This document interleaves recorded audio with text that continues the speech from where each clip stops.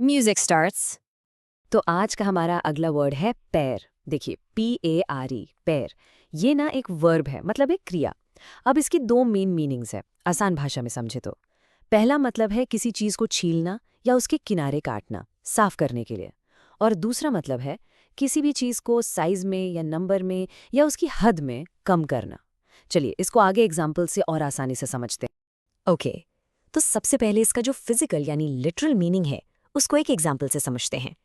देखिए sentence, the chef paired the Apple before slicing it. यहाँ paired का मतलब बिल्कुल सिंपल है।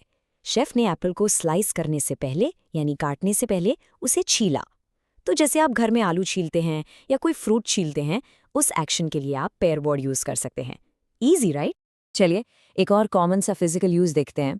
शी पेयर्ड हर फिंगरनेल्स। अब यहाँ पेयर्ड का मतलब क्या हुआ? सिंपल, नाखून काटना या उन्हें शेप देना।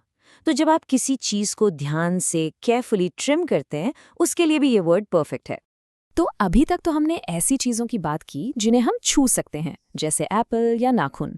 लेकिन परे का असली मैजिक तब दिखता है जब हम इसे ऐसी चीजों के लिए यूज करते हैं जिन्हें हम छू नहीं सकते, जैसे कि बजट। ये एग्जाम्पल देखिए, the company had to pare down its budget. इसका मतलब है कंपनी को अपना बजट कम करना पड़ा, उसमें कटौती करनी पड़ी। तो देखा आपने, यहाँ हम कोई फिजिकल चीज नहीं काट रहे, बल्कि एक एब्स्ट्रैक्ट कॉन्सेप्ट को, एक आइडिया को कम कर रहे हैं। और ये वर्ड आपको न्यूज़ में, आर्टिकल्स में बहुत कॉमन मिलेगा, खासकर जब सरकारी बजट या खर्चों की बात हो रही हो। देखिए, ये एक रियल न्यूज़ रिपोर्ट जैसा एग्जाम्पल है। City council proposes to spare the transit budget to avoid a tax hike.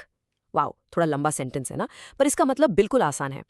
शहर की काउंसिल ने ये प्रपोज किया है कि वो ट्रांसपोर्ट का बजट स्पेयर करेंगे, यानी कम करेंगे, ताकि उन्हें टैक्स बढ़ाना ना पड़े।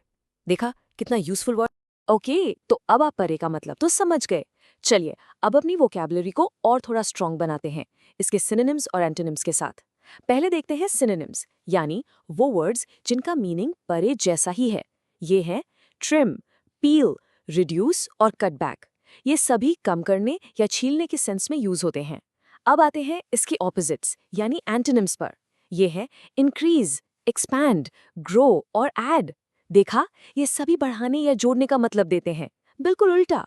इनको जरूर याद रखिएगा। बस आज के लिए इतना ही, मिलते हैं नेक्स्ट वीडियो में। Happy learning, bye bye.